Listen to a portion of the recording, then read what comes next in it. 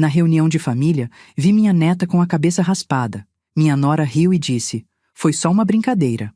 Na mesma hora peguei minha neta e fui embora. Meu filho gritou atrás de mim: "Para de ser dramática, mãe." No dia seguinte, ele veio até mim e pediu: "Por favor, dê uma chance para minha esposa." Antes de continuar, me conta nos comentários de qual cidade você está acompanhando essa história e se já passou por algo parecido. E não esquece de se inscrever no canal para não perder histórias como essa. Eu me chamo Estela. Tenho 71 anos e naquela tarde de sábado achei que estava indo para uma festa de aniversário normal do meu filho Marcos.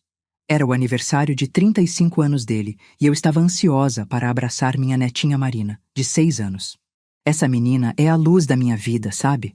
Aqueles cabelos loiros ondulados, sempre com presilhas coloridas que eu mesma comprava para ela.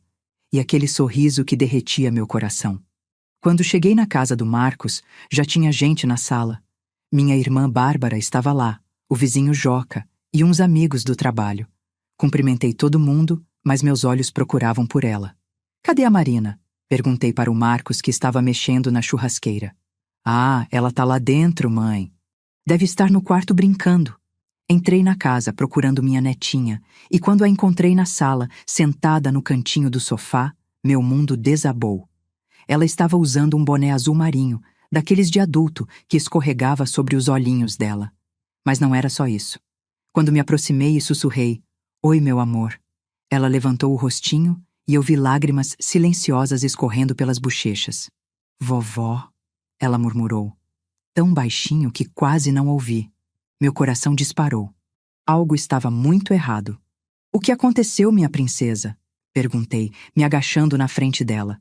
Foi então que, com muito cuidado, tirei aquele boné da cabeça dela. Gente, eu não tenho palavras para descrever o que senti naquele momento. A cabeça da minha netinha estava completamente raspada. Não tinha um fio de cabelo. Nada. Era como se alguém tivesse passado uma máquina de barbear por toda a cabecinha dela, deixando apenas alguns tufos irregulares aqui e ali, como se quem fez tivesse feito de propósito, sem nenhum cuidado. As pernas ficaram fracas. Senti uma tontura, uma mistura de choque, raiva e desespero que nunca tinha sentido na vida. "Marina, meu amor, quem fez isso com você?" perguntei, tentando manter a voz calma, mas tremendo por dentro. Ela olhou para trás, como se estivesse checando se alguém estava ouvindo, e sussurrou: "A mamãe." Nesse momento, ouvi uma risada alta vinda da cozinha. Era a Priscila, minha nora. Levantei, peguei a mão da Marina e fui até lá. A Priscila estava servindo refrigerante nos copos, conversando com as outras mulheres como se nada tivesse acontecido. "Priscila," chamei, e minha voz saiu mais firme do que eu esperava. "Por que você fez isso com a Marina?" Ela se virou, me olhou de cima a baixo com aquele jeito irônico que eu sempre detestei e deu uma risada. "Nossa, Estela, que exagero é esse? Foi só uma brincadeira." "Brincadeira?" repeti incrédula. "Você raspou o cabelo da sua filha de 6 anos e chama isso de brincadeira?" "Ela não queria lavar o cabelo direito," a Priscila respondeu, dando de ombros. Sempre choramingando na hora do banho, dizendo que o shampoo ardia nos olhos. Pensei, se não tem cabelo não tem problema, né? É só prático. Eu olhei para ela sem conseguir acreditar no que estava ouvindo. As outras mulheres na cozinha tinham parado de conversar e estavam nos olhando. Minha irmã Bárbara estava com a boca aberta, chocada. "Priscila, isso não é normal," falei, tentando me controlar. "Você não pode simplesmente raspar o cabelo de uma criança como castigo." "Castigo?" Ela riu de novo. "Quem falou em castigo? Eu falei que foi uma brincadeira." "Relaxa, Estela. Cabelo cresce." Foi nesse momento que Marina puxou minha blusa e sussurrou: "Vovó, posso falar com você?" Peguei na mãozinha dela e saímos da cozinha. Fomos para o quintal, onde estava mais reservado. "Me conta o que aconteceu, meu amor," pedi, me abaixando para ficar na altura dos olhos dela. "Vovó, eu estava tomando banho e a mamãe entrou no banheiro com a máquina do papai." Ela começou com a voz tremendo. Eu perguntei o que ela ia fazer e ela disse que era surpresa.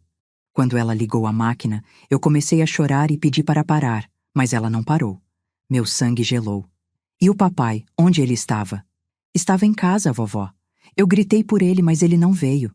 Nesse momento, vi o Marcos se aproximando. Mãe, o que vocês estão conversando aí? Vem, a gente vai cantar parabéns. Marcos, disse-me levantando. Nós precisamos conversar sobre o que a Priscila fez com a Marina. Ele suspirou, daquele jeito cansado que ele sempre fazia quando não queria lidar com algo. Mãe, a Priscila já me explicou. Foi só uma ideia meio doida dela, mas não é nada demais. Criança é resiliente, logo ela esquece. Esquece? Repeti, incrédula. Marcos, olha para sua filha, ela está traumatizada. Exagero seu, mãe. A Marina sempre foi meio dramática mesmo. E vocês? O que fariam se vissem seu próprio filho falando assim da própria filha? Foi nesse momento que algo dentro de mim mudou. Olhei para minha netinha, que tinha voltado a chorar baixinho, e tomei uma decisão. Marina, vamos embora. Como assim vamos embora? O Marcos perguntou. Nós vamos para a casa da vovó, respondi, pegando a bolsa que estava na cadeira. E só voltamos quando você e sua esposa entenderem que o que fizeram foi errado. Mãe, você está sendo ridícula. É o meu aniversário. Mas eu já estava andando em direção ao portão com a Marina ao meu lado. A Priscila apareceu na porta da casa e gritou. Estela, você está exagerando. É só cabelo. Para de ser dramática, mãe. O Marcos gritou atrás de mim. Não parei. Não olhei para trás. Só pensei em tirar minha netinha daquele ambiente o mais rápido possível. No carro, Marina ficou quietinha ao meu lado. Coloquei o cinto de segurança nela e antes de ligar o motor, perguntei. Você quer ficar na casa da vovó hoje?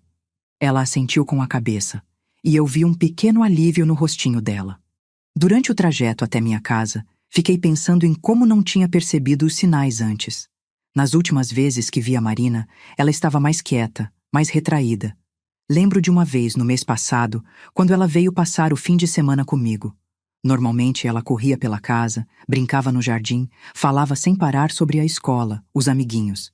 Mas naquele dia, ela ficou no sofá, quietinha, vendo televisão. Quando perguntei se estava tudo bem, ela só balançou a cabeça que sim, mas os olhinhos dela não tinham aquele brilho de sempre. Outra vez, 2 semanas atrás, notei que ela não estava mais pedindo para eu escová-la como sempre fazia. A Marina adorava quando eu penteava os cabelos dela, fazia trancinhas, colocava presilhas. Era nosso momento especial. Mas da última vez ela disse, não precisa, vovó. Está bom assim. Na época pensei que fosse coisa da idade, sabe? Criança às vezes fica tímida, quer fazer as coisas sozinha. Mas agora eu entendia que havia algo muito errado acontecendo. Ela já estava sendo condicionada a ter medo de qualquer coisa relacionada ao seu cabelo. No trânsito, olhei pelo retrovisor e vi minha netinha olhando pela janela, com as mãozinhas cruzadas no colo. Marina, você está bem? Perguntei. Estou, vovó, ela respondeu baixinho. É só que eu não quero que a mamãe fique brava comigo por ter contado para você. Meu coração se apertou. Meu amor, você fez a coisa certa contando para a vovó. Ninguém pode machucar você assim, entendeu? Nem mesmo a mamãe. Mas ela é minha mãe, Marina sussurrou. As mães não machucam os filhos, né, vovó? Como responder uma pergunta dessas? Como explicar para uma criança de 6 anos que, infelizmente, nem todas as mães sabem amar direito? Às vezes, meu amor, as pessoas grandes fazem coisas erradas, mesmo quando deveriam proteger. Respondi, escolhendo as palavras com cuidado. Mas a vovó está aqui para te proteger agora, tá bom? Quando chegamos em casa, abri o portão e Marina desceu do carro devagar, como se ainda estivesse processando tudo o que tinha acontecido. Minha casa sempre foi o refúgio dela. Tenho um quartinho que chamo de quarto da Marina, com uma cama de solteiro cheia de bichinhos de pelúcia, desenhos que ela fez grudados na parede, livrinhos infantis na mesinha de cabeceira. Preparei um lanche para ela. Um sanduíche de queijo do jeito que ela gosta, cortado em triângulos, com um copo de suco de laranja. Colocamos um filme infantil na televisão, mas percebi que ela não estava prestando atenção. Ficou grudada em mim o tempo todo, com a cabecinha encostada no meu braço, como se tivesse medo de que eu fosse embora também. Vovó, ela disse de repente, você não vai me levar de volta para casa hoje, né? Não, meu amor. Você vai ficar aqui comigo pelo tempo que precisar. E se o papai e a mamãe ficarem bravos? Deixa que a vovó resolve isso. Você não precisa se preocupar com nada, tá bom? Vovó, ela disse quando o filme estava acabando. Posso dormir aqui hoje? Claro que pode, meu amor. Você pode ficar aqui o tempo que quiser. Foi então que ela me contou mais coisas. Coisas que me fizeram entender que o que aconteceu com o cabelo não foi um caso isolado. Vovó, a mamãe sempre corta meu cabelo quando eu faço alguma coisa errada, ela sussurrou, olhando para as próprias mãos. Uma vez ela cortou bem curtinho porque eu derramei suco na blusa. Outra vez ela cortou só de um lado porque eu não queria comer a comida que ela fez. Meu coração estava se partindo com cada palavra que ela dizia. Como uma mãe pode ser tão cruel com a própria filha? E quando ela cortou só de um lado? Perguntei, tentando manter a voz calma. Eu fiquei muito feia, vovó, Marina disse, e os olhinhos dela se encheram de lágrimas. Na escola, as meninas riram de mim. A professora perguntou o que tinha acontecido e eu não sabia o que dizer. A mamãe tinha me dito para falar que eu mesma tinha cortado brincando. Senti uma onda de raiva subindo pelo peito. Raiva. Como alguém pode colocar uma criança nessa situação? E o que mais a mamãe faz quando você faz alguma coisa errada? Perguntei, usando aspas porque sabia que uma criança de 6 anos não pode fazer nada que justifique esse tipo de tratamento. Marina ficou quieta por um momento, como se estivesse decidindo se podia confiar em mim. Depois sussurrou. Às vezes ela me tranca no quarto escuro. Ela tira todas as lâmpadas e fecha a cortina bem fechada. Diz que crianças desobedientes não merecem luz. Gente, eu mal conseguia respirar ouvindo aquilo. Como é que ninguém tinha percebido? Como é que meu próprio filho não sabia que isso estava acontecendo com a filha dele? E por quanto tempo você fica no escuro, meu amor? Às vezes é só um pouquinho, mas uma vez foi a tarde toda. Ela contou tremendo. Eu tinha feito xixi na cama porque tive pesadelo. E a mamãe ficou muito brava. Ela disse que meninas grandes não fazem xixi na cama. E ela sempre fala que, se eu contar para alguém, ela vai cortar meus cílios também. Continuou Marina, tocando os próprios olhos. Ela disse que sem cílios eu ia ficar muito feia e ninguém ia gostar de mim. E que se eu contasse para o papai ou para você, ela ia cortar meu cabelo bem no meio da cabeça, igual a um menino. A ameaça sobre os cílios me fez pensar em como a Priscila tinha calculado exatamente o que mais assustaria uma menina pequena. Era uma crueldade psicológica refinada, quase científica. Ela sabia exatamente quais botões apertar para manter Marina em silêncio. Gente, eu nunca senti uma raiva tão grande na minha vida. Como uma mãe pode fazer isso com a própria filha? Como pode usar o medo para silenciar uma criança? Nessa noite, depois que coloquei a Marina para dormir no quarto de hóspedes, fiquei na sala pensando no que fazer. Meu telefone tocou várias vezes. Era o Marcos, mas eu não atendi. Depois começaram a chegar mensagens. Mãe, você está exagerando. A Priscila está chateada. Você está estragando meu aniversário. Traga a Marina de volta. Eu lia aquelas mensagens e não conseguia acreditar. Como meu próprio filho não conseguia ver que sua filha estava sofrendo? No domingo de manhã, bem cedo, ouvi alguém batendo na porta. Era o Marcos. Quando abri, vi que ele estava com olheiras, parecendo que não tinha dormido. Mãe, nós precisamos conversar, ele disse. Entre, respondi, mas deixei claro pelo meu tom que não estava feliz em vê-lo.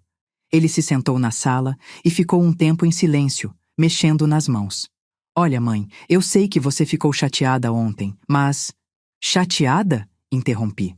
Marcos, sua filha foi agredida pela própria mãe. E você chama isso de chatice? Não foi agressão, mãe. Foi uma atitude errada da Priscila, eu reconheço isso. Mas agressão é uma palavra muito forte. Então me explica o que é raspar o cabelo de uma criança de 6 anos contra a vontade dela? Ele suspirou. Olha, a Priscila... Ela às vezes tem umas ideias estranhas, mas o coração dela é bom. Ela ama a Marina. Amor não machuca, Marcos. Amor não humilha. Amor não ameaça. Ela ameaçou? Foi então que contei para ele tudo que a Marina tinha me revelado na noite anterior. As outras vezes que cortaram o cabelo dela como castigo, as ameaças de cortar os cílios, o medo constante que a menina vivia. Vi a expressão dele mudando conforme eu falava. Pela primeira vez, Pareceu que ele estava realmente ouvindo. Eu não sabia de nada disso, ele murmurou. Como você não sabia, Marcos? Você mora na mesma casa. Eu trabalho muito, mãe. Saio cedo, chego tarde. E a Priscila sempre me contava as coisas do jeito dela. Ela dizia que a Marina era difícil, que estava passando por uma fase complicada. E você nunca questionou? Nunca perguntou para sua própria filha como ela estava se sentindo? Ele abaixou a cabeça. Eu confiei na Priscila. Pensei que ela soubesse o que estava fazendo. Pois é, Marcos. Você confiou na pessoa errada e deixou sua filha desprotegida. Nesse momento, ouvi passinhos na escada. Era a Marina, que tinha acordado e estava descendo. Quando ela me viu conversando com o pai, parou no último degrau e não desceu mais. Oi, Marina, o Marcos disse, tentando sorrir. Vem cá, filha. Ela me olhou como se estivesse pedindo permissão.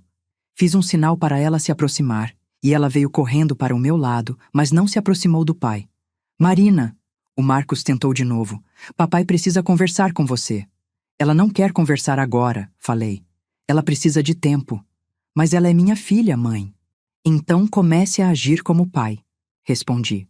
Foi então que ele me olhou nos olhos e pela primeira vez percebi que ele estava realmente se dando conta da gravidade da situação.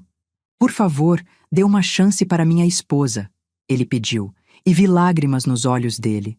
Nós vamos resolver isso, eu prometo. Como? Perguntei. Como vocês vão resolver? Fazendo de conta que nada aconteceu? Esperando que a Marina esqueça e supere? Não sei ainda, mas vamos dar um jeito. Talvez procurar ajuda profissional. Talvez? Repeti. Marcos, não é talvez. É certeza. E enquanto vocês não provarem que mudaram de verdade, a Marina fica comigo. Ele tentou argumentar, mas eu estava decidida. Pela primeira vez na vida, ia enfrentar meu próprio filho para proteger minha neta. E não ia recuar. Depois que o Marcos foi embora naquela manhã de domingo, fiquei pensando que talvez ele realmente fosse buscar ajuda. Que talvez, pela primeira vez, ele tivesse entendido a gravidade da situação. Mas eu estava enganada.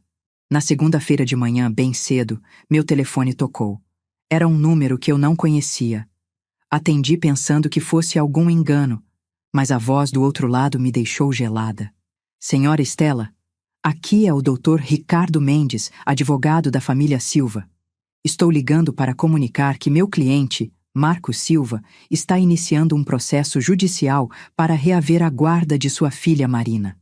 Por um momento fiquei sem palavras. Meu próprio filho estava me processando. Depois de tudo que eu tinha revelado para ele sobre o que a Priscila fazia com a Marina? O senhor tem certeza de que entendeu a situação corretamente?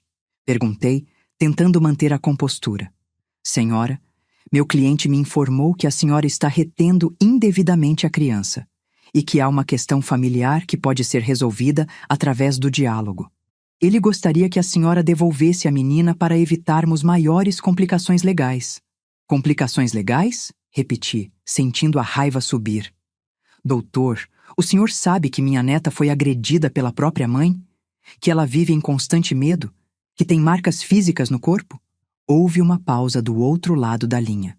Senhora Estela, essas são acusações graves. Meu cliente me garantiu que se trata de um mal-entendido familiar. Mal-entendido? Eu mal conseguia acreditar no que estava ouvindo. Doutor, eu vou ter muito prazer em explicar para um juiz exatamente o que aconteceu. E vou providenciar um advogado também. Desliguei o telefone tremendo de raiva. Como o Marcos podia fazer isso? Como podia me processar em vez de processar a própria esposa pelo que ela fez com a filha? Marina estava na cozinha, tomando café da manhã e fazendo um desenho. Quando me viu nervosa, perguntou: Vovó, está tudo bem? Está sim, meu amor. A vovó só precisa resolver umas coisas de gente grande. Mas por dentro, eu estava desesperada. Precisava de ajuda e rápido. Liguei para minha irmã Bárbara e contei o que estava acontecendo. Ela ficou indignada. Estela, isso é um absurdo. Depois de tudo que você contou sobre o que a Priscila fez com a Marina, o Marcos ainda tem coragem de te processar?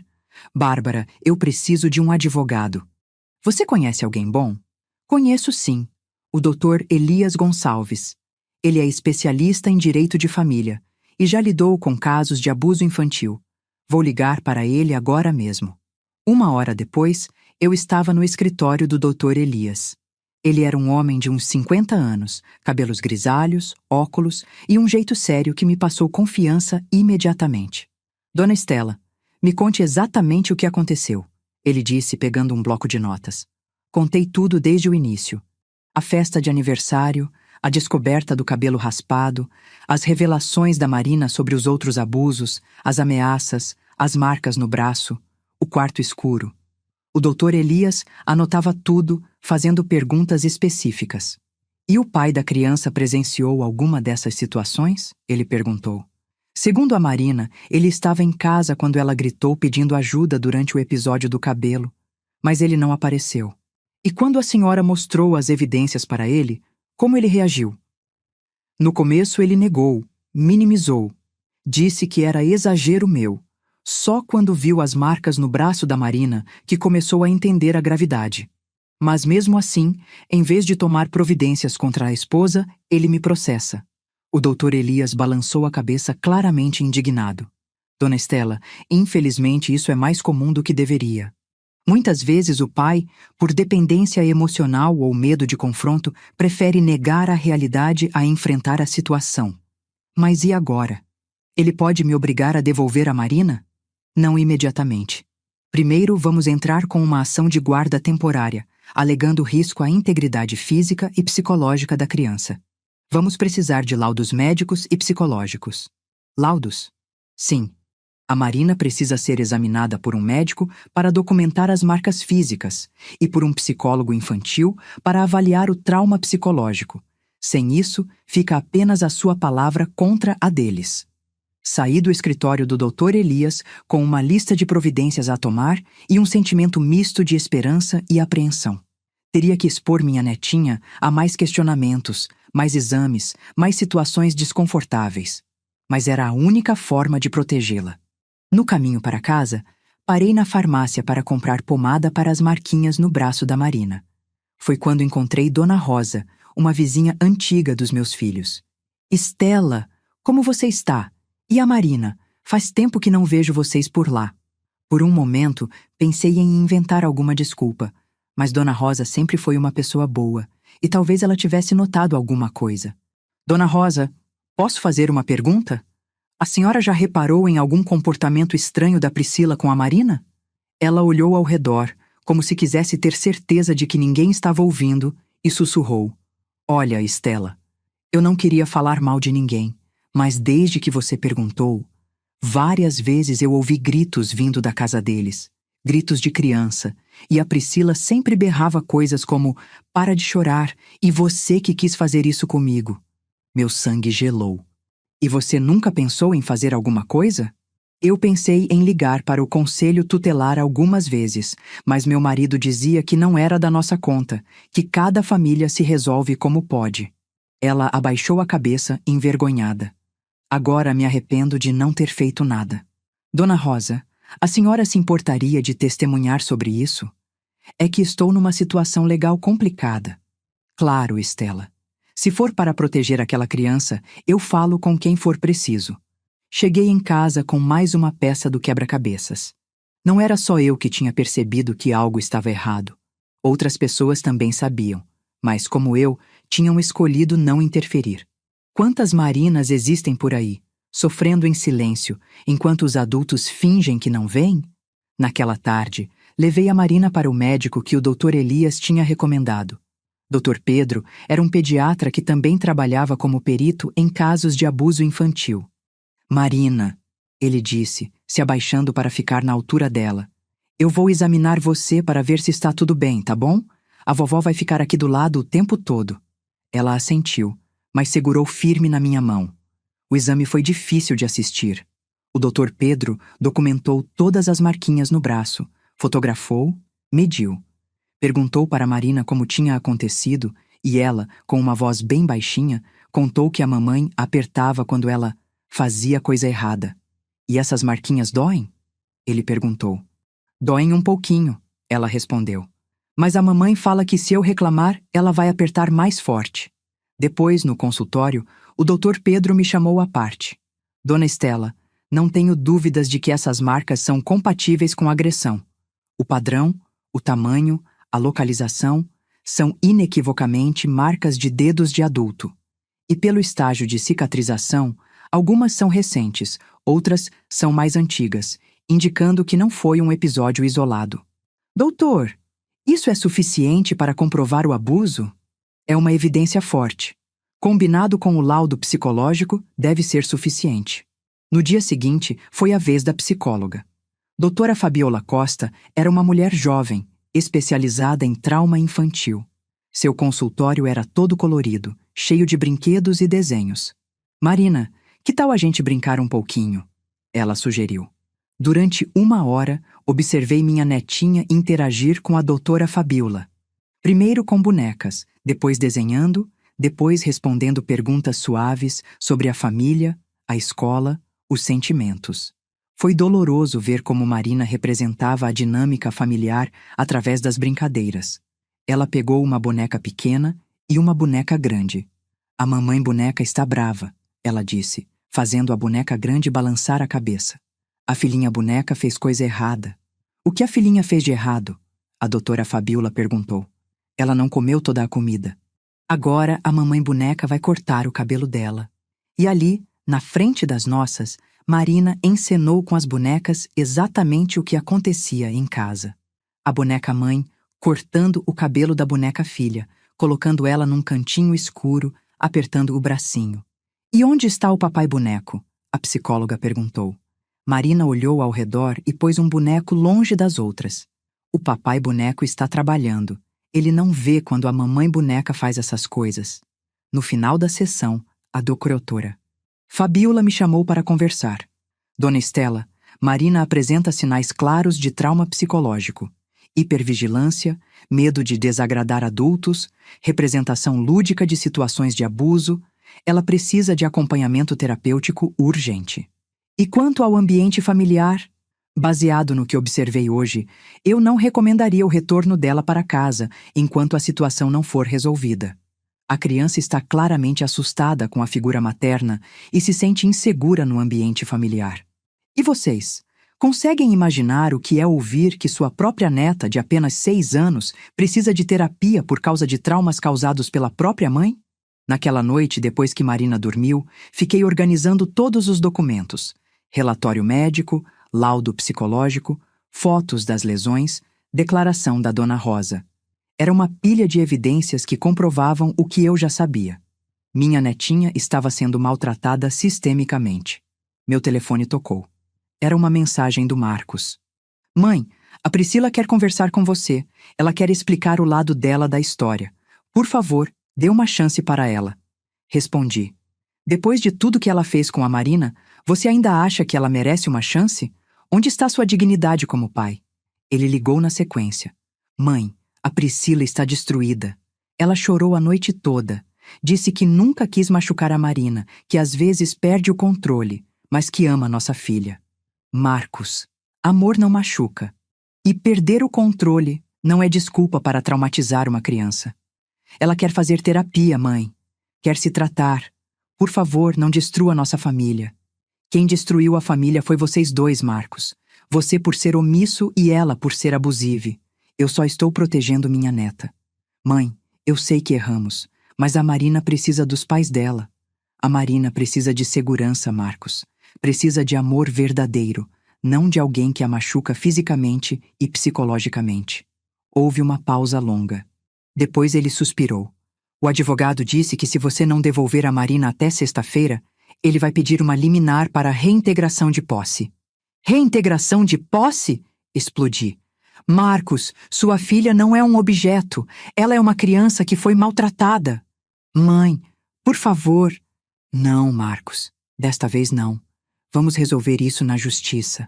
E quando o juiz ouvir tudo que eu tenho para contar, quando vir as evidências, as fotos, os laudos, você vai se arrepender de ter escolhido defender sua esposa em vez de proteger sua filha. Desliguei o telefone sentindo uma mistura de tristeza e determinação. Era inacreditável que as coisas tivessem chegado nesse ponto. Mas eu tinha certeza de uma coisa. Não ia desistir de proteger a Marina. Não importava se isso significava enfrentar meu próprio filho na justiça. Na sexta-feira de manhã, como prometido, chegou a intimação judicial. Marcos estava realmente me processando. A audiência estava marcada para a semana seguinte. Nesse meio tempo, algo interessante aconteceu. A irmã da Priscila, Carla, me procurou. Ela apareceu na minha porta no sábado de manhã, visivelmente nervosa. Dona Estela, eu preciso conversar com a senhora. Ofereci café e ela se sentou na minha sala mexendo nas mãos. É sobre minha irmã, Priscila, ela começou. Eu soube do que aconteceu com a Marina. E? Dona Estela, eu devia ter falado antes, mas a Priscila tem problemas. Ela sempre teve. Desde pequena ela tinha ataques de raiva, quebrava as próprias coisas, machucava os bichinhos de estimação. Meu sangue gelou. Como assim machucava os bichinhos? Quando éramos crianças, ela cortava o pelo dos gatos da vizinha. Dizia que era brincadeira, mas eu via que ela gostava de ver os bichos assustados. Carla abaixou a cabeça. Meus pais levaram ela no psicólogo na época e o diagnóstico foi transtorno explosivo intermitente. E vocês nunca contaram isso para o Marcos? A Priscila implorou para não contar. Disse que estava curada, que tinha aprendido a se controlar. E por alguns anos, realmente pareceu que estava melhor. Mas não estava. Não. E quando a Marina nasceu, eu comecei a perceber alguns sinais estranhos. A Priscila era muito controladora com o bebê. Ficava irritada quando a Marina chorava. Dizia que a menina fazia birra de propósito. E você nunca falou nada? Carla começou a chorar. Eu tentei, Dona Estela. Uma vez sugeri que ela voltasse para a terapia, mas ela ficou furiosa. Disse que eu estava inventando coisas, que estava com ciúme da família perfeita dela. Por que você está me contando isso agora? Porque quando soube o que ela fez com o cabelo da Marina, eu entendi que ela havia voltado aos velhos hábitos. E eu não posso mais ficar calada sabendo que uma criança está sofrendo. Carla se ofereceu para testemunhar na audiência. Mais uma peça fundamental para o quebra-cabeças. Naquele domingo, véspera da audiência, Marina e eu estávamos no jardim quando ela me fez uma pergunta que me partiu o coração. Vovó, eu vou ter que voltar para casa? Não sei ainda, meu amor, mas a vovó está fazendo tudo para te manter segura. Se eu tiver que voltar, a mamãe vai ficar mais brava ainda comigo por ter contado os segredos dela. Marina, olha nos meus olhos, pedi, me abaixando na frente dela. O que a mamãe fazia com você não eram segredos que deviam ser guardados. Eram coisas erradas que precisavam ser contadas. Você fez a coisa certa. Mas e se o juiz não acreditar na gente? Como responder uma pergunta dessas? Como garantir a uma criança de 6 anos que a justiça vai protegê-la quando eu mesma não tinha certeza? A vovó tem muitas provas do que aconteceu, meu amor. E muitas pessoas que viram e vão contar a verdade. Vamos confiar que tudo vai dar certo. Na segunda-feira de manhã, eu, Marina, o Dr. Elias e as testemunhas estávamos no fórum. Do outro lado, Marcos, Priscila e o advogado deles. Era a primeira vez que eu via a Priscila desde a festa e fiquei chocada com a aparência dela. Estava magra, com olheiras, cabelo desarrumado. Parecia realmente uma pessoa em crise. Quando nossos olhares se cruzaram, ela abaixou a cabeça. Marcos me olhou com uma expressão de súplica, como se ainda esperasse que eu mudasse de ideia. Mas quando olhei para a Marina, pequenininha ao meu lado, com aquela cabeça raspada começando a mostrar os primeiros pelinhos crescendo, soube que estava fazendo a coisa certa. A batalha estava apenas começando. A sala de audiências era menor do que eu imaginava. Tinha apenas algumas fileiras de bancos de madeira, uma mesa para o juiz e 2 mesas menores para os advogados. O ar estava pesado, carregado de tensão. O Dr. Elias estava ao meu lado, organizando os documentos pela 3ª vez. Marina estava sentadinha entre nós dois, balançando as perninhas, que não alcançavam o chão. Ela estava com um vestidinho rosa que eu tinha comprado para ela no fim de semana e uma tiara com flores pequenas para disfarçar a cabeça ainda raspada. Do outro lado da sala, Marcos evitava me olhar. Estava de terno escuro, aparentando mais idade do que realmente tinha. A Priscila, ao lado dele, parecia uma sombra do que era antes. Magra demais, com olheiras profundas, as mãos tremendo levemente. Quando a porta se abriu e o juiz entrou, ela se assustou como se tivesse levado um choque. "Bom dia", disse o juiz, um homem de uns 60 anos, cabelos brancos, óculos na ponta do nariz. "Estamos aqui para a audiência do processo número..." Ele leu os números, mas eu mal ouvi. Meu coração estava batendo tão forte que cheguei a pensar que todos podiam ouvir.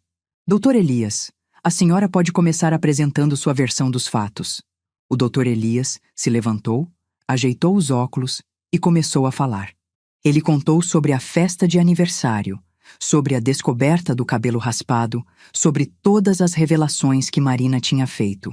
Falou sobre as marcas físicas, sobre o medo da criança, sobre o padrão de abuso que se repetia há meses. "Meritíssimo", ele disse, mostrando as fotografias das marcas no braço da Marina. "Estas evidências são inequívocas. Esta criança vive em constante terror, submetida a agressões físicas e psicológicas sistemáticas por parte da genitora." Né? Enquanto ele falava, eu observava as reações de cada um. O juiz anotava tudo com expressão séria. Marcos olhava para as próprias mãos, claramente desconfortável. A Priscila estava pálida, respirando rápido, como se estivesse tendo um ataque de pânico. Depois foi a vez do advogado do Marcos falar. Dr. Ricardo era um homem jovem, de uns 30 e poucos anos, muito bem vestido, com um jeito arrogante que me irritou imediatamente. "Meritíssimo, o que temos aqui é uma avó superprotetora que está exagerando situações normais de disciplina familiar. A requerida, Priscila Silva, é uma mãe amorosa que, sim, cometeu um erro de julgamento ao cortar o cabelo da filha, mas que está arrependida e disposta a buscar ajuda profissional." Eu senti o sangue ferver. Erro de julgamento? Era assim que ele chamava o que a Priscila tinha feito? "Além disso", continuou o doutor Ricardo, "a criança precisa do convívio com os pais, e separá-la da família nuclear pode causar traumas ainda maiores." "Traumas maiores?" pensei. "Maior que viver com medo constante?" O juiz então pediu para ouvir as testemunhas. A primeira foi Dona Rosa, a vizinha. "Dona Rosa", o doutor Elias perguntou, "a senhora já presenciou algo que chamasse a atenção na relação entre a Priscila e a Marina?" "Várias vezes, doutor", ela respondeu, com a voz firme apesar do nervosismo. "Eu ouvia gritos vindos da casa deles. Gritos de criança, bem agudos, sabe? De quem está com medo. E a Priscila berrava coisas muito duras como: 'Para de chorar, senão vai ser pior. E você que quis me fazer passar raiva.'" E com que frequência isso acontecia?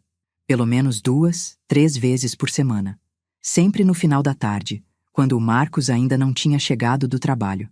O doutor Ricardo tentou desqualificar o depoimento dela. "Dona Rosa, a senhora tem certeza de que os gritos eram da Marina? Não podia ser da televisão? Ou de outras crianças brincando? Doutor, eu tenho 70 anos e 4 filhos criados. Sei muito bem a diferença entre grito de brincadeira e grito de medo." Depois, foi a vez da Carla, irmã da Priscila. Quando ela se levantou para falar, vi a Priscila se encolher na cadeira. "Carla", o doutor Elias começou, "conte para o juiz sobre o histórico da sua irmã." "Meritíssimo, minha irmã tem transtorno explosivo intermitente desde criança. Ela já machucou animais, quebrou objetos em ataques de raiva e sempre teve dificuldades para controlar impulsos agressivos." A revelação causou um burburinho na sala. O advogado da Priscila se levantou. "Protesto, meritíssimo! Essa informação não tem relevância para o caso atual." "Tem sim", retrucou o doutor Elias. "Se a requerida tem histórico de comportamento agressivo e não está em tratamento, isso coloca a criança em risco constante." O juiz permitiu que Carla continuasse. "Quando a Marina nasceu, eu tentei alertar minha irmã que ela deveria voltar para a terapia, porque percebi sinais de irritabilidade excessiva com o bebê. Mas ela recusou e me proibiu de falar sobre o assunto." "E recentemente, o que motivou a senhora a procurar a avó da criança?" "Quando soube do que ela fez com o cabelo da Marina, eu entendi que ela tinha perdido completamente o controle, e eu não podia mais ficar calada." Quando Carla terminou de falar, a Priscila estava chorando baixinho, com os ombros tremendo. Depois, foi chamado o Dr. Pedro, o pediatra que examinou Marina. "Doutor, baseado no seu exame, qual sua conclusão sobre as lesões apresentadas pela criança?" As marcas no braço da Marina são inequivocamente compatíveis com a agressão física. O padrão, a pressão, a localização são marcas de dedos de adulto exercendo força excessiva sobre a pele de uma criança. Além disso, o estágio de cicatrização indica episódios múltiplos, não um caso isolado. E quanto ao estado psicológico da criança? A menina apresenta sinais claros de estresse pós-traumático. Hipervigilância, medo desproporcional de desagradar adultos, comportamento regressivo. São sinais típicos de criança que vive em ambiente de abuso. Em seguida, a doutora Fabiola apresentou seu laudo psicológico. Durante a sessão lúdica, Marina reproduziu, através de brincadeiras com bonecas, situações de violência doméstica. Ela demonstrou medo específico da figura materna e sensação de desamparo em relação à figura paterna. Doutora, em sua opinião profissional, qual seria o melhor interesse da criança? Neste momento, a permanência em ambiente seguro, longe do agressor, é fundamental para sua recuperação psicológica. O retorno ao lar sem garantias de que a dinâmica familiar mudou representaria risco de retraumatização. E vocês podem imaginar o que é ouvir profissionais confirmando que sua netinha precisa ser protegida dos próprios pais? Quando chegou a hora do advogado da Priscila fazer as perguntas, ele tentou minimizar tudo. Doutora Fabiola, não é verdade que crianças têm imaginação fértil e podem fantasiar situações? Doutor, existe uma diferença clara entre fantasia e relato de trauma. Marina apresenta sintomas físicos e emocionais consistentes com abuso real. Mas a senhora não concorda que separar uma criança dos pais pode ser mais traumático que mantê-la na família? Não quando a família representa fonte de perigo. Nestes casos, a proteção vem antes da preservação do núcleo familiar. Depois de todas as testemunhas, o juiz disse: "Agora gostaria de ouvir a menor." Meu coração parou. Sabia que esse momento chegaria, mas não estava preparada para ver minha netinha tendo que reviver tudo aquilo na frente de estranhos. "Marina", o juiz disse com voz suave, "você pode vir aqui perto da mesa do tio juiz?" Ela me olhou, pedindo permissão. Assenti com a cabeça e a acompanhei até a mesa. O juiz pediu para eu ficar um pouco afastada, mas onde ela pudesse me ver. "Marina, você sabe por que estamos todos aqui hoje?" Ele perguntou. Ela balançou a cabeça que não. "Estamos aqui porque alguns adultos estão preocupados com você. E eu quero saber como você está se sentindo." "Estou bem", ela disse baixinho. "Você pode me contar o que aconteceu com seu cabelo?" Marina olhou para mim, depois para o pai, depois para a mãe. A Priscila estava olhando diretamente para ela, com uma expressão que me pareceu ameaçadora, mesmo tentando parecer carinhosa. "Minha mãe cortou", Marina disse, quase sussurrando. "E por que ela cortou?" "Porque eu não queria lavar direito. Ela disse que se não tem o cabelo, não precisa lavar." "E como você se sentiu quando ela cortou?" "Eu chorei. Pedi para ela parar, mas ela não parou." "Marina", o juiz continuou com paciência infinita, "além do cabelo, aconteceu mais alguma coisa que te deixou triste ou com medo?" Marina ficou quieta por um longo tempo. Olhou de novo para a mãe, que tinha os olhos fixos nela. Depois, olhou para mim. "Vovó, posso falar?" ela perguntou. "Pode sim, meu amor. Fala a verdade." "Às vezes a mamãe me machuca quando eu faço coisa errada", ela disse levantando o bracinho e mostrando as marcas. "Ela aperta bem forte e diz que se eu contar para alguém, ela vai cortar meus cílios." A sala ficou em silêncio absoluto. Até o som dos carros na rua pareceu parar. "E você tem medo da mamãe?" o juiz perguntou. Marina assentiu com a cabeça e começou a chorar baixinho. "Eu tenho medo que ela corte meus cílios", ela sussurrou. "Ela falou que se eu contasse para vocês, ela ia fazer isso e eu ia ficar muito feia." Nesse momento, a Priscila se levantou da cadeira bruscamente. "Isso não é verdade", ela gritou. "Ela está inventando. Eu nunca falei isso." "Sente-se, senhora Silva", o juiz disse firmemente, mas a Priscila não sentou. Ela começou a andar em direção a Marina. "Marina, filha, você sabe que a mamãe te ama. Por que você está falando essas coisas? Por que está mentindo?" "Sente-se imediatamente", o juiz repetiu, mais alto. Marina começou a chorar mais forte e correu para mim. Eu a peguei no colo, sentindo ela tremer de medo. Ela está mentindo! A Priscila continuou gritando. Minha filha está mentindo! Alguém ensinou ela a falar essas coisas! Foi então que aconteceu algo que ninguém esperava. A Priscila começou a ter o que claramente era um ataque de pânico ou um surto. Ela começou a gritar, a se debater, dizendo coisas sem sentido. Eu não queria machucar, ela que me provoca. Ela que faz eu perder o controle. Eu não consigo parar quando fico brava. O Marcos se levantou e tentou acalmá-la, mas ela o empurrou. É tudo culpa sua, Marcos. Você nunca está em casa. Você me deixa sozinha com ela o tempo todo. Eu não aguento mais. 2 oficiais de justiça tiveram que segurar a Priscila enquanto ela gritava. Marina estava apavorada no meu colo, com as mãozinhas tapando os ouvidos. Eu não queria ser mãe, a Priscila gritou, e essas palavras ecoaram pela sala como um tiro. Eu nunca quis ser mãe. Vocês me obrigaram. O juiz pediu para removerem a Priscila da sala. Ela foi levada pelos oficiais, ainda gritando, ainda se debatendo. Marcos estava branco como papel, olhando para onde a esposa tinha sumido. Depois olhou para a Marina, que estava tremendo no meu colo, e acho que finalmente entendeu a dimensão do que tinha acontecido com sua filha. Meritíssimo, ele disse, se levantando. Eu gostaria de mudar meu pedido. O advogado dele tentou impedi-lo, mas Marcos continuou. Eu não sabia que as coisas eram tão graves assim. Eu não sabia que minha esposa estava fazendo essas coisas com minha filha. A voz dele estava quebrada, cheia de arrependimento. Eu peço para o Senhor considerar o que é melhor para a Marina, não o que é melhor para mim ou para minha esposa. O juiz olhou para a Marina, que ainda estava no meu colo, e disse: Marina, onde você quer ficar? Com a vovó, ela respondeu sem hesitar. E você quer visitar o papai? Ela olhou para o Marcos, que estava chorando silenciosamente. Só se a mamãe não estiver lá, ela disse. O juiz chamou um intervalo de 15 minutos para deliberar. Durante esse tempo, Marcos se aproximou de nós. Mãe, ele disse, eu sinto muito. Eu falhei completamente como pai. Falhou, concordei. Mas ainda dá tempo de consertar. Como? Pondo sua filha em primeiro lugar, sempre. A Priscila vai precisar de tratamento psiquiátrico intensivo, ele disse. Eu não sabia que ela tinha esses problemas. Marcos, você não sabia porque não quis saber. Quantas vezes você chegou em casa e preferiu ignorar que algo estava errado a ter que lidar com a situação? Ele abaixou a cabeça.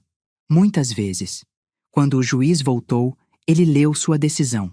Considerando todas as evidências apresentadas, os laudos médicos e psicológicos, os depoimentos das testemunhas e, principalmente, o interesse superior da criança, defiro o pedido de guarda temporária em favor da avó paterna, Estela Santos Silva, pelo período de 6 meses, podendo ser prorrogado conforme a necessidade.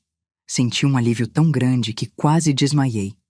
O genitor, Marcos Silva, terá direito a visitas supervisionadas, inicialmente 1 vez por semana, podendo ser aumentadas conforme a evolução do caso.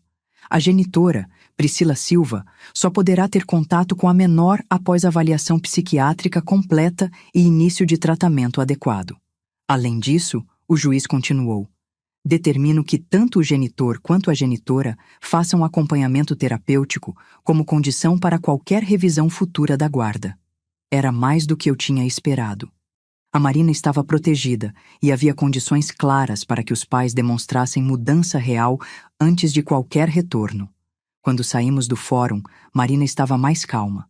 No carro, ela perguntou: Vovó, isso quer dizer que eu vou morar com você? Por enquanto sim, meu amor. Até termos certeza de que você está segura. E a mamãe não vai mais cortar meus cílios? Não, minha princesa. Ninguém vai mais machucar você. Naquela noite, depois que coloquei Marina para dormir, fiquei pensando em tudo que tinha acontecido. Em como quase tinha perdido minha netinha para um ciclo de abuso que poderia ter durado anos se eu não tivesse tido coragem de agir. Pensei também no Marcos, em como um filho que eu criei para ser bom tinha se tornado tão cego ao sofrimento da própria filha. Mas havia esperança. Pelo menos agora ele entendia a gravidade da situação. E pensei na Priscila, numa mulher que claramente precisava de ajuda, mas que tinha causado tanto dano a uma criança inocente, sua própria filha. Mas principalmente pensei na Marina, na coragem dela de falar a verdade mesmo com medo, na força que ela demonstrou para superar o trauma e confiar em mim. Meu telefone tocou. Era uma mensagem do Marcos. Mãe, obrigado por proteger minha filha quando eu falhei. Vou fazer terapia e vou provar que posso ser um pai melhor. Respondi. Espero que sim, Marcos. A Marina precisa do pai, mas precisa de um pai que a proteja. 3 meses depois, Marina já estava bem diferente. Os cabelos tinham crescido um pouco, ela sorria mais, dormia sem pesadelos. Fazia terapia 2 vezes por semana com a doutora Fabiola e estava se recuperando aos poucos. O Marcos vinha visitá-la todos os sábados, sempre supervisionado por mim. No início, ela ficava tensa, mas aos poucos foi relaxando. Ele tinha mudado também. Estava fazendo terapia, tinha se separado da Priscila e, pela primeira vez, estava realmente presente na vida da filha. A Priscila estava internada numa clínica psiquiátrica, em tratamento intensivo. Segundo o Marcos, ela tinha tido um diagnóstico mais detalhado e estava tomando medicações para controlar os surtos. Mas Marina ainda não tinha demonstrado vontade de vê-la. Quando ela quiser, eu disse para o Marcos. Quando ela se sentir pronta e segura. Uma tarde, enquanto Marina brincava no jardim, ela veio correndo até mim. Vovó, olha, ela disse apontando para a cabeça. Meu cabelo está crescendo. Está mesmo, meu amor, está ficando lindo. Quando crescer bem grandão, você vai fazer trança em mim de novo? Vou fazer todas as tranças que você quiser. Ela me abraçou forte e sussurrou. Obrigada por me proteger, vovó. Foi nesse momento que entendi que tinha feito a coisa certa. Que toda a dor, todo o confronto, toda a batalha legal tinha valido a pena. Minha netinha estava segura, estava se recuperando, estava aprendendo que merecia ser amada e protegida. E vocês, o que fariam no meu lugar? Deixariam passar ou lutariam até o fim para proteger uma criança? 6 meses se passaram desde aquela audiência que mudou nossas vidas para sempre. Hoje, olhando para a Marina brincando no jardim, com os cabelos já nos ombros, trançados com fitinhas coloridas, mal consigo acreditar na transformação que presenciei. Você lembra daquela menina assustada, de cabeça raspada, que tremia de medo no sofá? Agora ela corre, ri, faz perguntas, conta histórias da escola. É como se eu tivesse recuperado minha netinha de volta. Mas o caminho até aqui não foi fácil. Nos primeiros meses, Marina acordava gritando no meio da noite. Pesadelos terríveis, onde alguém cortava seus cílios, onde ficava trancada no escuro para sempre. Eu passava horas ao lado da cama dela, segurando sua mãozinha, sussurrando que estava segura, que ninguém mais ia machucá-la. Vovó, ela me perguntava nas madrugadas difíceis. Você tem certeza de que a mamãe não vai vir me buscar? Tenho certeza, meu amor. Você só vai voltar para casa quando for seguro, quando tiver certeza de que ninguém vai te machucar. A terapia com a doutora. Fabiola foi fundamental. 2 vezes por semana, religiosamente, eu levava Marina para as sessões. No início, ela era relutante, ficava grudada em mim, não queria entrar na sala. Mas aos poucos foi se abrindo, confiando. Um dia, cerca de 2 meses após o início do tratamento, a doutora Fabiola me chamou para conversar. Dona Estela, Marina está progredindo muito bem. Os pesadelos diminuíram. Ela está expressando melhor seus sentimentos e, principalmente, está começando a entender que o que aconteceu com ela não foi culpa dela. Ela achava que era culpa dela? É comum em casos de abuso infantil. A criança internaliza a culpa, acha que merecia o castigo porque fez algo errado. Marina está aprendendo que ser criança significa cometer erros pequenos e que nenhum erro justifica a violência. E quanto ao futuro? Ela vai conseguir superar tudo isso? Com o ambiente seguro que a senhora está proporcionando, o tratamento adequado e muito amor, sim. Crianças têm uma capacidade incrível de recuperação quando se sentem protegidas. As visitas do Marcos também foram evoluindo gradualmente. No início, Marina ficava tensa quando ele chegava, se escondia atrás de mim, respondia com monossílabos. Mas o Marcos estava diferente. Realmente diferente.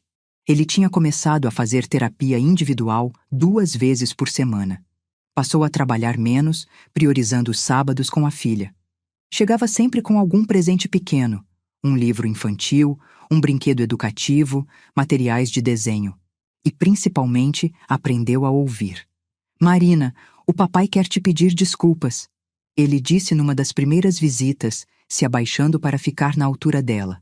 O papai deveria ter te protegido, e não fez isso. Foi muito errado do papai. Ela olhou para ele com aqueles olhinhos grandes, processando as palavras. Você vai me proteger agora? Ela perguntou. Vou sim, sempre. E se algum dia você se sentir insegura ou com medo, você pode me contar, tá bom? Foi a primeira vez que vi Marina sorrir para o pai depois de tudo o que aconteceu. A transformação do Marcos foi impressionante. O homem ausente, que priorizava o trabalho e evitava conflitos, se tornou um pai presente e atento. Ele aprendeu a fazer tranças, com a minha ajuda, descobriu que a Marina adorava histórias de aventura, começou a participar ativamente da vida escolar dela. Mãe, ele me disse um sábado, depois de uma tarde brincando no jardim com a Marina, eu nunca soube como ser pai de verdade. Achei que bastava trabalhar, pagar as contas, deixar a educação por conta da Priscila. E agora você sabe? Agora eu sei que ser pai é estar presente. É observar, é escutar, é proteger. É perceber quando algo está errado e agir. Demorou, mas você aprendeu. Eu quase perdi minha filha por causa da minha omissão, mãe. Isso nunca mais vai acontecer. E eu acreditava nele. Via a sinceridade no arrependimento, o esforço genuíno para mudar. A questão da Priscila era mais complicada. Ela continuava internada na clínica psiquiátrica, em tratamento intensivo. Segundo os relatórios médicos que o Marcos recebia, ela tinha respondido bem à medicação. Estava participando das terapias em grupo, demonstrando consciência do mal que tinha causado. Mas Marina ainda não demonstrava vontade nenhuma de vê-la. Vovó, ela me perguntou um dia, a mamãe está melhor agora? Os médicos dizem que sim, meu amor. Ela está tomando remédios e fazendo tratamento para controlar a raiva dela. Mas eu não quero ver ela ainda. E não precisa, Marina. Você só vai ver a mamãe quando se sentir pronta e segura. Pode ser daqui a muito tempo, ou pode ser nunca. É uma decisão sua. E se eu nunca quiser ver ela de novo? Então será respeitado. Seu bem-estar vem em primeiro lugar. No 4º mês de convivência, algo muito especial aconteceu. Marina veio correndo para a cozinha, onde eu estava preparando o almoço. Vovó, vovó, olha o que eu desenhei na escola! Era um desenho de uma casa, com 2 figuras na frente. Uma grande e uma pequena, de mãos dadas, sorrindo. Quem são essas pessoas? Perguntei. Somos eu e você. A professora pediu para desenhar nossa família, e eu desenhei nós 2. Meu coração se encheu de emoção. Ela me considerava família. Não apenas a avó que a estava cuidando temporariamente, mas família de verdade. Está lindo, meu amor. Vou grudar na geladeira. E vovó? Posso te chamar de mãe-vó? A pergunta me pegou de surpresa. Mãe-vó? É, tipo... Você é minha avó, mas também é meio que minha mãe agora, né? Tive que me segurar para não chorar ali mesmo. Pode me chamar do que quiser, meu amor. Eu sou o que você precisar que eu seja. No 5º mês, recebemos uma visita inesperada. Era a assistente social do caso, doutora Patrícia, que vinha fazer uma avaliação para o relatório final. Dona Estela, preciso fazer algumas perguntas para Marina, se a senhora permitir. Claro. Marina estava brincando na sala quando a doutora Patrícia chegou. Já estava mais confiante com estranhos. Não se escondia mais automaticamente. Oi, Marina. Eu sou a tia Patrícia. Posso conversar um pouquinho com você? Pode. Como você está se sentindo morando aqui com a vovó? Muito bem. A vovó faz panqueca no café da manhã e deixa eu ajudar a cuidar do jardim. E você sente falta de alguma coisa? Marina pensou por um momento. Às vezes sinto falta do meu quarto antigo. Tinha umas bonecas lá que eu gostava. Mais alguma coisa? Sinto falta do papai às vezes, mas ele vem me visitar todo sábado, então está bom. E da mamãe? O rostinho da Marina mudou imediatamente. Ficou séria, um pouco tensa. Não, ela disse baixinho. Não sinto falta da mamãe. Por quê? Porque ela me machucava, e eu não gosto de quem me machuca. A simplicidade brutal da resposta de uma criança de 6 anos me fez entender que, independente de quanto a Priscila melhorasse, o dano estava feito. A confiança, uma vez quebrada de forma tão violenta, talvez nunca mais se restabelecesse. A doutora Patrícia conversou comigo em particular depois. Dona Estela, raramente vejo uma criança se recuperar tão bem de um trauma como este. O ambiente que a senhora proporcionou, o amor, a segurança, fizeram toda a diferença. E quanto ao futuro, a guarda pode se tornar definitiva? Baseado no que observei hoje e considerando que Marina expressa claramente o desejo de permanecer com a senhora, acredito que sim. Vou recomendar a guarda definitiva no meu relatório. No 6º mês, véspera da audiência de revisão da guarda, Marina e eu estávamos organizando seu quarto.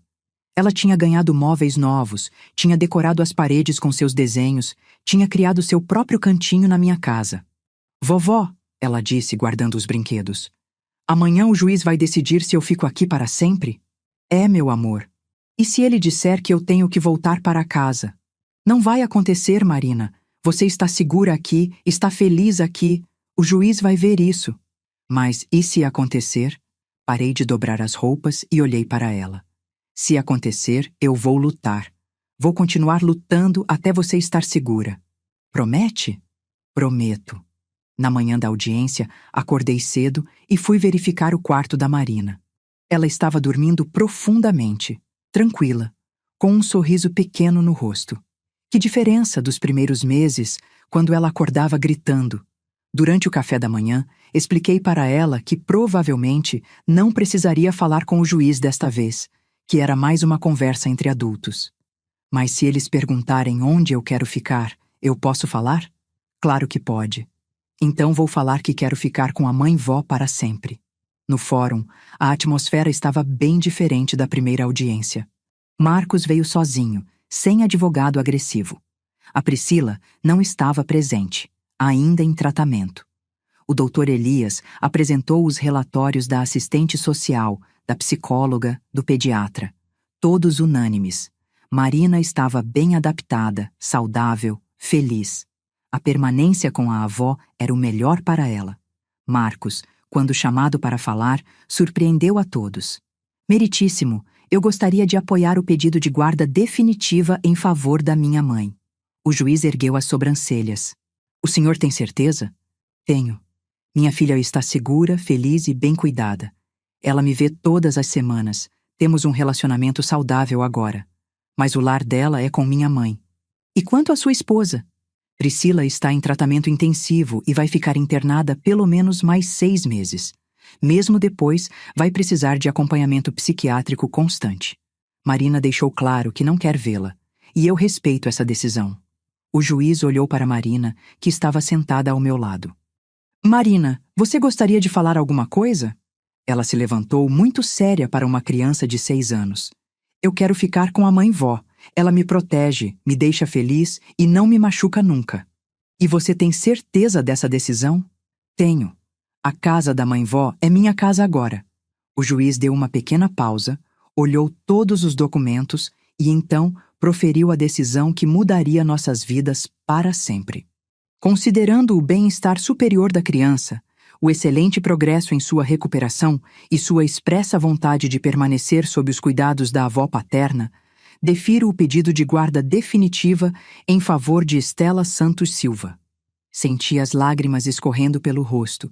Marina me abraçou forte e sussurrou. Agora somos família oficial, mãe-vó. Somos sim, meu amor. Para sempre. Hoje, um ano depois daquela festa de aniversário que mudou tudo, estou aqui no jardim vendo Marina brincar com a boneca nova que o Marcos trouxe para ela.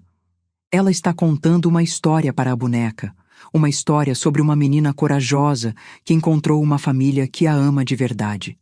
Os cabelos dela cresceram, estão lindos, ondulados como eram antes. Mas mais que isso, o sorriso voltou. A confiança voltou. A alegria de ser criança voltou. Marcos se tornou o pai que sempre deveria ter sido. Vem nos visitar 2 vezes por semana agora, participa das reuniões escolares e está presente de verdade na vida da filha. Ele e Marina têm uma relação linda, baseada em respeito e amor genuíno.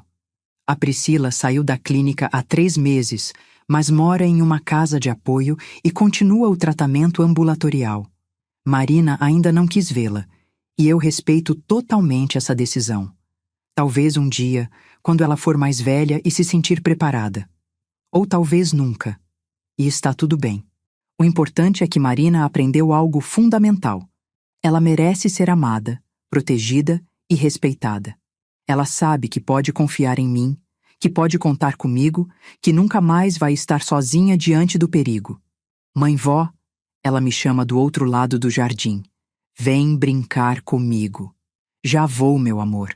Antes de me levantar, olho para o céu e agradeço. Agradeço por ter tido coragem de agir naquela tarde, por ter enfrentado meu próprio filho, por ter lutado na justiça, por ter salvado minha netinha. Porque às vezes, proteger quem amamos significa tomar decisões difíceis, significa enfrentar a própria família, significa não ficar em silêncio diante da injustiça. E se você chegou até aqui nessa história, eu tenho uma pergunta para você. Se você visse uma criança sendo maltratada, você teria coragem de agir? Você denunciaria? Você protegeria? Porque enquanto adultos ficam em silêncio por medo, conveniência ou para não se meter, crianças como a Marina sofrem em silêncio. Elas dependem de nós para serem sua voz, sua proteção, sua esperança.